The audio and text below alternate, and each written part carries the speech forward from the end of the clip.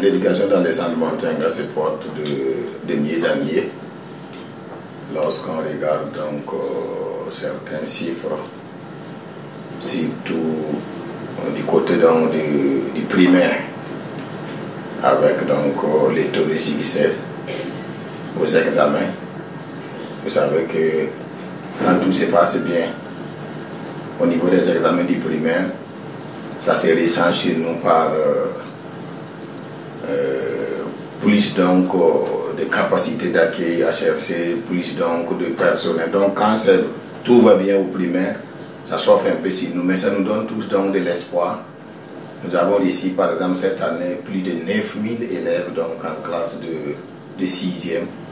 Et c'est chaud, mais nous allons tout faire pour donc les intégrer et aussi permettre donc à ce que tous ces enfants-là puissent continuer sereinement donc leur école. Donc je peux dire que à travers même ces chiffres-là, on peut dire que l'éducation dans les centres Montaigne va de mieux en mieux. Au niveau donc de la technique, oui, puisque le ministère actuellement est dans cette dynamique de l'offensive au niveau donc de la technique. Ça fait même qu'en plus donc des établissements techniques classiques qui sont connus, beaucoup d'établissements donc sont devenus des établissements polyvalents. Donc ça veut dire que le général et la technique se mélangent actuellement. Et je pense que à tous les niveaux, l'espoir est permis. Le premier défi chez nous, c'est l'absorption de ceux qui sont venus donc du primaire. Je pense que nous sommes là-dessus et actuellement, j'avais même dit que pour que nous puissions absorber donc tous ces élèves-là, il nous faut à peu près 200 classes de 6e. Et actuellement, quand on regarde donc les effectifs au niveau donc des différentes classes de 6e, c'est bon. L'effectif est là. Et bon, avec les journées pédagogiques et la conférence des chefs d'établissement, bon, ça démarre timidement. Donc, ceux qui ne comprennent pas pensent qu'il y a des problèmes au niveau de l'éducation. Non, il n'y a aucun problème. C'est l'ordre normal donc des choses avec donc un décalage au niveau des conférences là. Ça fait que c'est comme si on attendait carrément cette semaine et la semaine prochaine donc pour démarrer donc à une vitesse donc de croisière. Donc, je pense que à ce niveau, il n'y aura pas de problème. Je pense que par rapport à ces journées pédagogiques, il faut d'abord être positif. Si vous arrivez à réunir 1200 enseignants venus donc de toute la province et que tout se passe bien, chacun repart donc celui en bonne santé, on peut dire d'abord Dieu merci.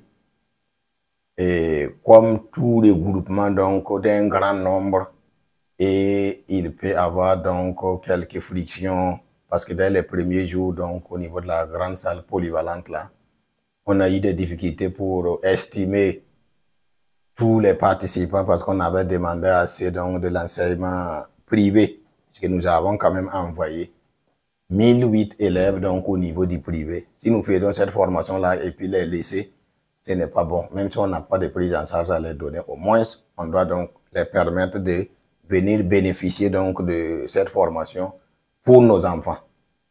Et il y a également donc c'est de la technique qui ne devait pas être là, mais comme on devait le lancement, nous avons eu l'honneur que ce lancement donc soit présidé par le gouverneur. Donc on ne pouvait pas faire ça sur plusieurs sites. Nous sommes revenus donc au niveau de la salle polyvalente. On savait qu'il allait manquer donc quelques chaises et tout ça. Mais ça, je pense que ça, ce sont des détails pour dire que bon, dans l'ensemble, en tout cas, nous apprécions positivement tout ce qui s'est passé. Je pense que le point saillant, c'est cette volonté de donner l'information donc sur les réformes au niveau de l'éducation à tous les acteurs. Parce que si tout le monde n'est pas impliqué et n'a pas la bonne information, ça va être difficile. Donc, les établissements polyvalents qui arrivent, le conseil d'école, ça veut dire qu'il y a beaucoup de réformes autour donc de l'éducation. Il faut que les acteurs là, les enseignants qui sont sur le terrain là, sachent donc les mouvements au niveau donc du ministère et avant maintenant d'entamer l'aspect pédagogique qui est l'évaluation donc selon donc l'APC. Donc toute la première journée, c'était donc des communications, des échanges autour des réformes au niveau donc de notre ministère. Je pense que l'APC s'est installé. On ne peut plus quitter. Il faut qu'on s'arme de courage et de tout ce qu'il faut pour s'approprier de tout ce qui tourne autour de l'APC. Déjà, le bac a été donc l'année passée format APC. Donc, apprendre, évaluer selon l'APC, là, ce n'est plus un choix. C'est devenu maintenant une obligation. Et pour vraiment outiller tous les enseignants pour qu'ils puissent faire correctement leur travail, c'est de toujours donc se former les enseignants avec donc l'ensemble des encadreurs pour qu'on puisse être donc au top. C'est vrai, c'est le début. On ne peut pas, les connaissances sont difficiles à cerner dès les premiers moments, mais avec donc l'abnégation et la détermination de tout le monde, on va atteindre donc comprendre mieux et avoir donc des résultats par rapport donc à cette évaluation. Bon, je pense que l'année passée, pour les bacs, on a eu d'abord une évaluation selon l'APC genre expérimentale pour qu'on puisse voir donc les premiers sujets. J'espère qu'au niveau du BPC également, il va avoir donc pour qu'on puisse voir exactement dans la pratique là quels sont les modèles donc à ce niveau.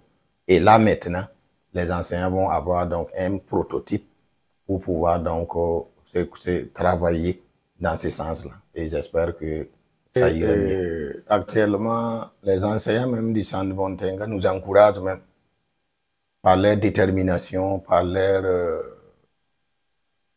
initiative, leur dévouement.